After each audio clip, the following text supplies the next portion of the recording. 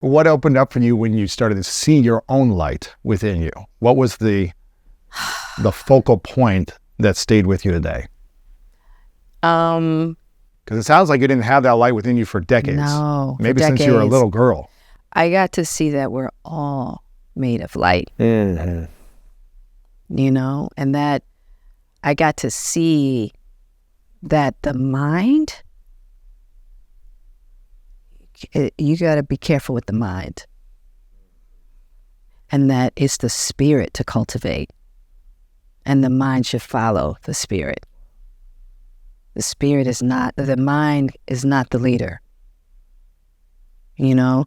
And so it was readjusting, right? Making the spirit in you the leader? Make it like really learn, like I was like, oh, I've been depending on a level of intelligence. Like, oh, if I know about this, if I know about Christ, if I know about the, you know, Muhammad, you know, the prophet, you know, blessings and peace upon his soul.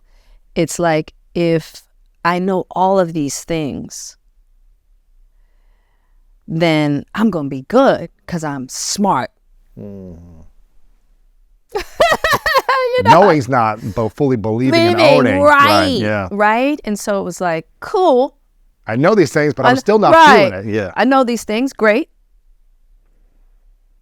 Now you got to cultivate spirit and heart.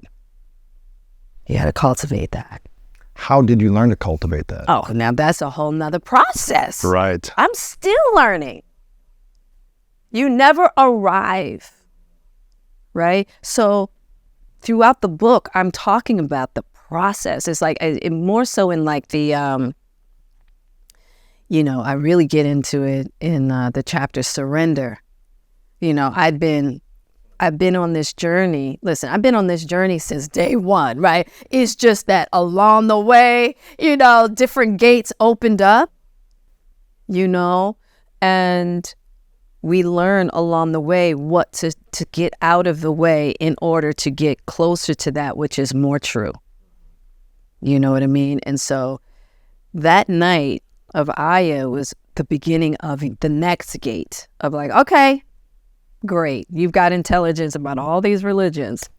Bravo. Now you got to integrate. Now you got to integrate. Yeah. Now you have to apply, and now you have to learn how to cultivate a relationship with the Great Supreme. Yeah, and it's almost unlearning the last 40 years of your life that has been so familiarized. In your book, where you talk about, you know, this familiarity of trauma and chaos in life. You mentioned the word chaos and trauma in relationships, in life, in family dynamics. It's like this familiarity. Just because it's familiar doesn't mean it's healthy or the best thing for you. Right. And that's the thing. It's like people go, I hear it all the time. Didn't you see the signs? And it's like, pause. Let's talk about signs for a minute. You don't know a red sign if that red sign is familiar. If it's all you know. If it's all you know, right? So now you got to unlearn some things to go, oh, right, that is a red flag, right? You know, it's like, okay, right? It's like, but so it's such a process of peeling back, trusting, wanting to step out of that which you see as familiar. You know what I mean? So challenging. And challenging. Oh, it is like, it is excruciatingly challenging. Like to have to leave all that you trust. Look, that's what you call your quintessential extreme midlife crisis. Wow. Yeah. Okay, I went into an extreme, because it felt like I've been in crisis. Your whole right? My whole life, right? So 40K was like, chick, we going hard. Wow. We're going hard. Wow. I'm going to have to, you know, the Great Supreme was like, all right, I'm just going to have to crack your head wide open. You know, because the thing that I realized too is like, when it came to those suicidal thoughts, yes, something needed to die, but it wasn't me physically. What was it? It was the thoughts around myself, how I felt about myself that I had to rehabilitate. Wow. Right? That I'm still rehabilitating. Well, you're not perfect yet, Jada? No. Wow. I'm trying though. It's a journey. I'm trying. I don't even know if we should be trying to be perfect. You know what I mean? It's like, yeah. In this human form, we're not meant to be perfect. When we get to perfect status, guess what? We don't need to do this. We're gone. We're gone. We're gone. You know, you mentioned something before. You're on this journey, this process. And for me, I've been in a healing journey for the last few years. And my coach, therapist said, healing is always going to be a journey. It's always going to be a different level of letting go and surrendering of something that was, of allowing something in your ego to die, of transforming it again, of forgiveness, of peace, of grace, of yourself and those around you, or of society, the world, politics. Like there's always going to be an ego death we're going to need to go through and keep healing. Yep. Right? It's right when we think we've got it figured out, it's like, oh, the universe did. Yeah. So I think it's, I love that you're on this journey. And I'm curious, when you turned 40 and all this went down, if there was a scale, a self-worthiness scale that you could reflect on and think of where you were at that time, 10 being the highest level of worthiness and 1 being, not at all, where were you on that scale of self-worthiness at 40? After Aya? Before, when you had your 40th birthday.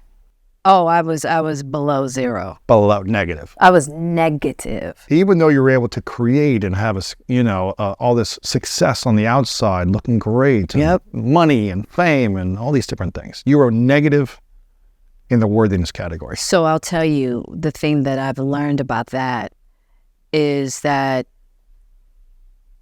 you can have capabilities that you're really good at. But talents. But that doesn't feed the totality of your self-worth. Mm-hmm. You go, oh, I'm good at that thing. And people find value in me in that thing. Right? Oh, people think, I can act and I can dance. And so you want to do more of it. Okay? You want to do more of it. Right? I talk about this in the book too. So in my teens, I'm driven, I'm good.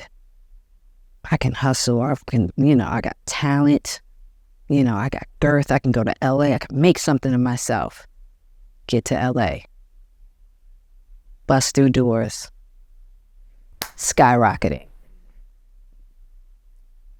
Still nothing. Still feeling like I could tell. I'm like, so you mean to tell me I gotta sing and dance for people to love me? And that pissed me off. They love me for my talent. They love me for my talent. Even like a father who didn't want to raise me wanted to now be in my life. Yeah. And I got to see that's not true. It's not authentic. It's not authentic. So people finding value in you for your capabilities, we know within our soul, that's not us. It's not the thing we're asking to be loved for. We know it innately, right? And so it doesn't feed that authentic place of self-worth. Right. Never imagined reaching 40. So not only was I dealing with all this depression, what have you, but I didn't see a vision for my life past 40. It was just blank. Interesting. I had no drive. I had no desire. And I was just like, and when I tell you, like, I would look